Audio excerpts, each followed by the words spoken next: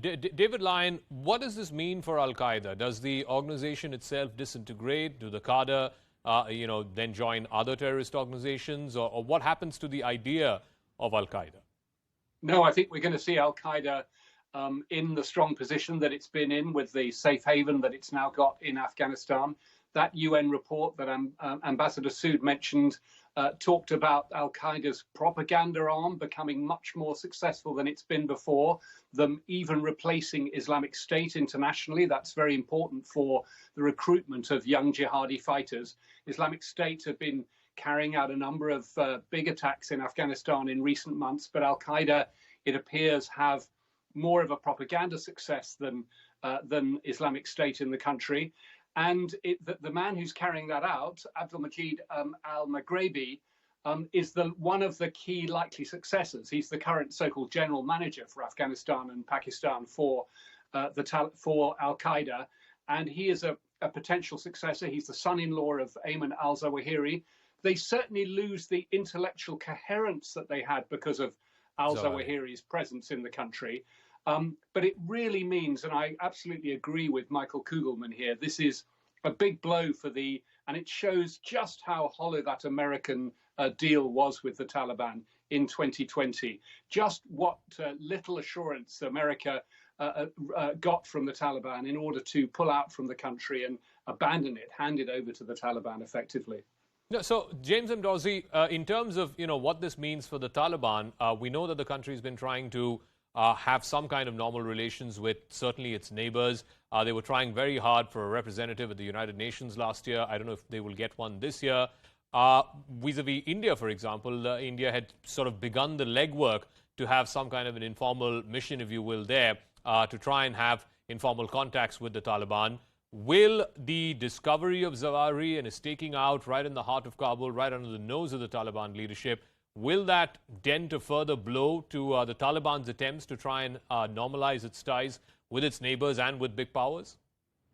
Well, I think I would agree with the other speakers that this is a tremendous blow for the Taliban. Keep in mind that no country has recognized the Taliban regime. The international community across the geopolitical divides has demanded that the Taliban demonstrate that they are able to control groups operating out of Afghanistan, improve women's rights, and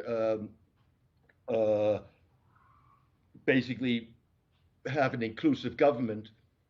They haven't fulfilled any of those promises. Having said that, I think it was clear from day one, the day that the Americans withdrew from Afghanistan, the Taliban took over, that they were not going to be expelling militants from Afghan soil.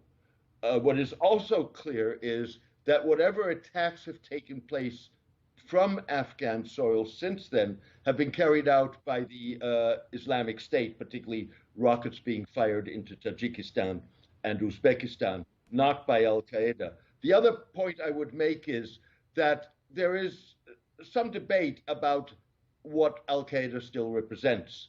Nelly Lahoud, a researcher who went through the papers that were confiscated during the raid in which bin Laden was killed a decade ago, basically demonstrated that Al-Qaeda was no longer in control and no longer really operationally capable. Zawahiri is yes, he is the man who helped shape Al-Qaeda.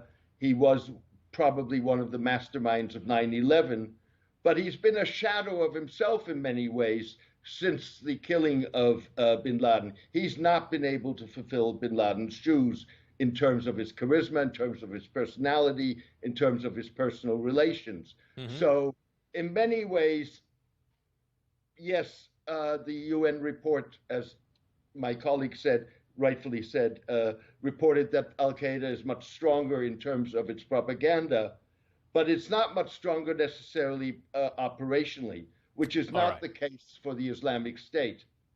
All right, we'll leave it at that. James Dorsey, David Lyon, Michael Kugelman, Rakesh Sood. Thank you very much, gentlemen.